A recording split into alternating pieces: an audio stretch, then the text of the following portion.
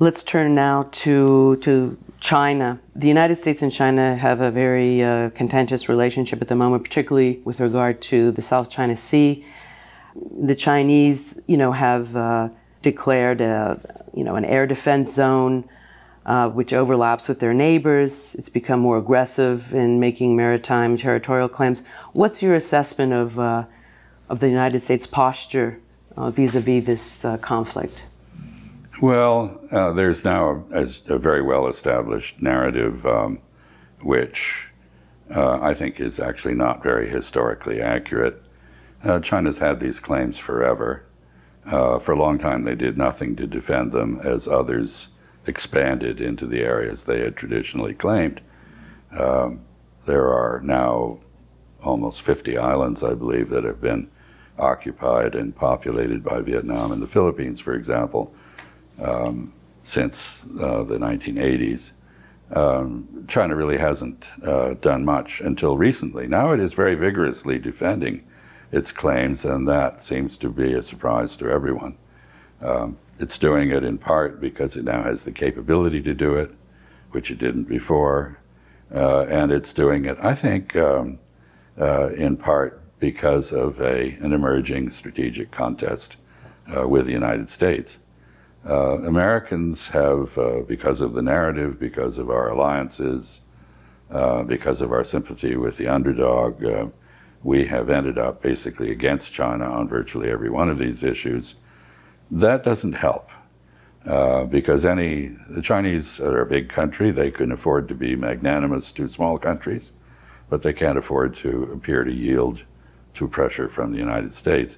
So we're in an impasse, and it's an impasse that's tending toward greater rather than lesser confrontation, which is not good, because we're talking here about confrontation between two great powers, both armed with nuclear weapons, and we're talking about a confrontation that's on China's home ground, not ours. So this is something that the two sides need to look very carefully at and try to deconflict, in my view. Well, following up on that, because the United States and China are deeply interdependent economically in terms of trade, investment, and finance, but also increasingly distrustfully of each other strategically, particularly over these territorial disputes, how do you think this relationship should be managed? I think it needs to be managed in a more cooperative spirit than it is. I think we have a disconnect. We have a very cooperative relationship in the economic and commercial area. There are some problems, but they are relatively minor. And this relationship has helped China to prosper, and it's helped the United States to prosper. And if we're both going to do well in the future, we have to continue along the course of cooperation that we've begun. We have a huge amount of cultural exchange. There are 225,000 or so Chinese students in the United States. We're trying to put 100,000 students into China. Tourism, two ways, each way it's about 2 million people a year. It's a very intense relationship.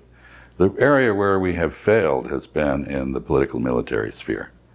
We have not managed to develop a stable and trusting relationship there, and we need to work very hard at that. There is an opening to do it because President Xi Jinping has put forward the idea of some sort of new type of great power relationship, some redefinition of our relationship that would facilitate the kind of cooperation we need.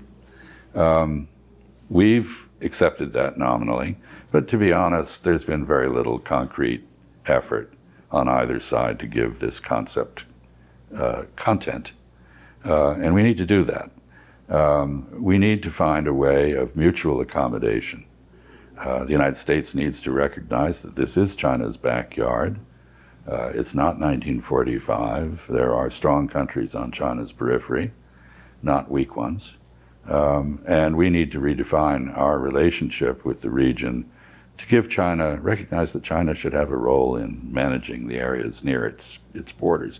The Chinese, for their part, need to recognize that the United States is part of the scene and is going to remain part of the scene, and that they have to work with us, not against us, in their own interest. So there's a bit of need for give and take that hasn't been apparent on either side.